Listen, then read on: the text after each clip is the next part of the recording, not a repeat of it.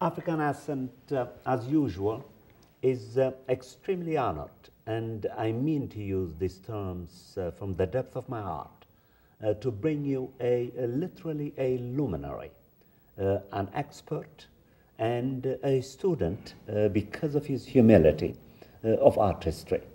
His PhD, which he must have received a few years ago, is from Ireland, Dublin University, with specialties in art and Irish literature, which means that he could discourse both on art and literature. James Joyce, for example, is one of his favorite writers. In addition, his professional interest in art history has taken him to so many places.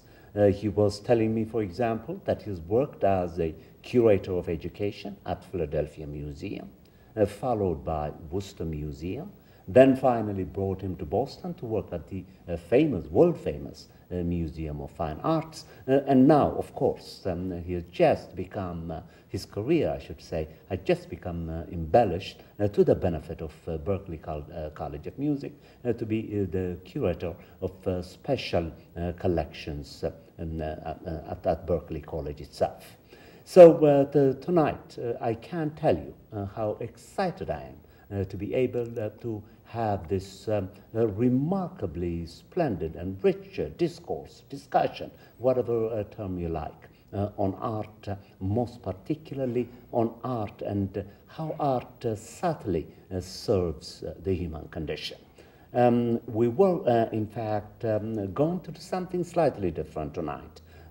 Thinking that we could have a projector available at the studio, which we couldn't. He was going to share with us his own personal collections, personal pictures, and renditions of paintings, and so on. But we've decided to defer doing this to another occasion, probably a month or 2 months from now.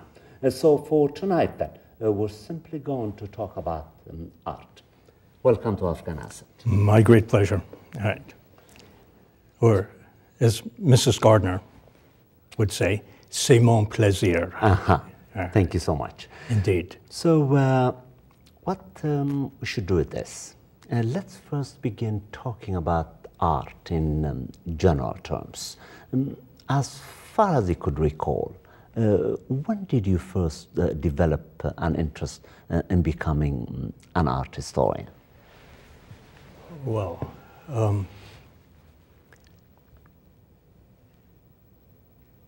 I didn't decide.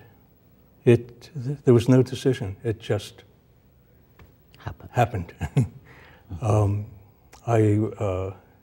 think it was about 2 decades ago.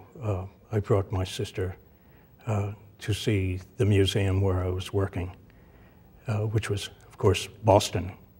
And she remarked, we're from an Irish Catholic background, and she said to me, what you have done is just change from the temple of the gods to the temple of the muses. I see.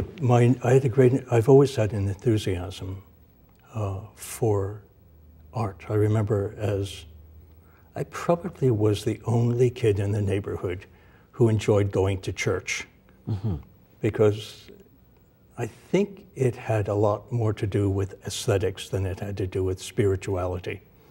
But I remember just enjoying stained glass windows and statuary and frescoes and the music. Everything about it was, to me, just so transforming.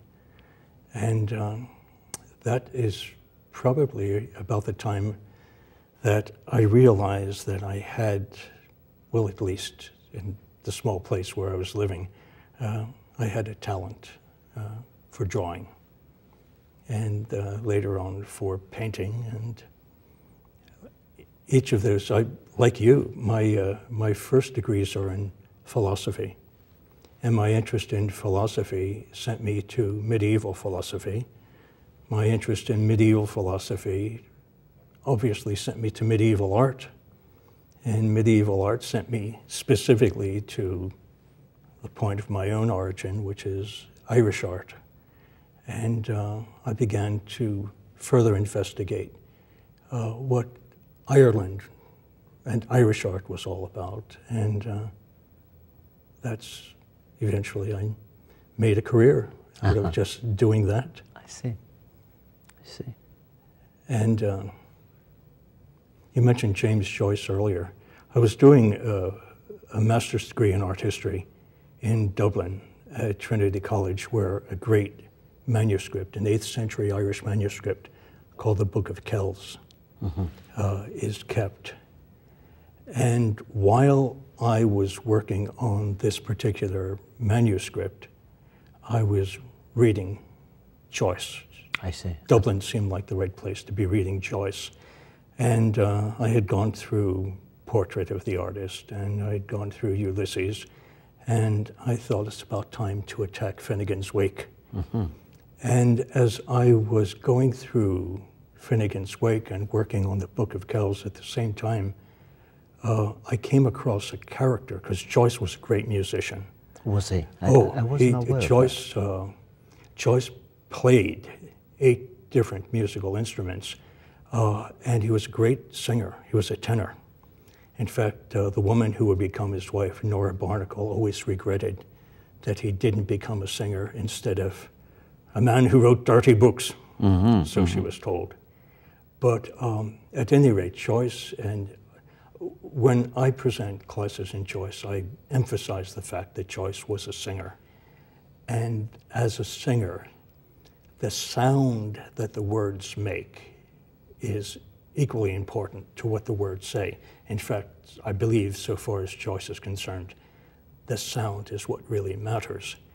And there is one character in Finnegan's Wake that Joyce gives the character the name Mamalujo, Mamalujo, Mamalujo, and the name keeps appearing and reappearing. And Mamalujo, the Godspeller.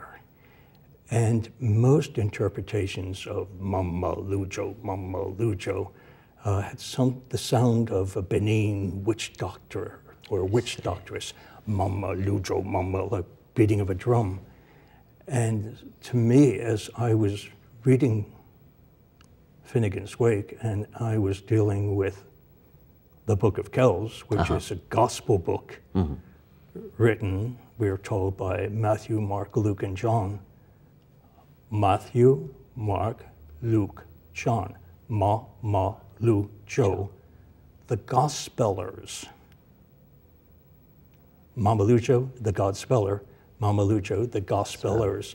And I later learned from my mentor that Joyce referred to this one manuscript as the fountainhead from which all Western art flows. And Joyce carried, although Joyce left Dublin in 1904. He was born in 1882, but left in 1904, only made 2 returns to Dublin. But other than that, he remained abroad. But he carried a facsimile edition of the Book of Kells with him every place he went. And so that is how I started to really get enthused. I was always enthused about Joyce, and I was always enthused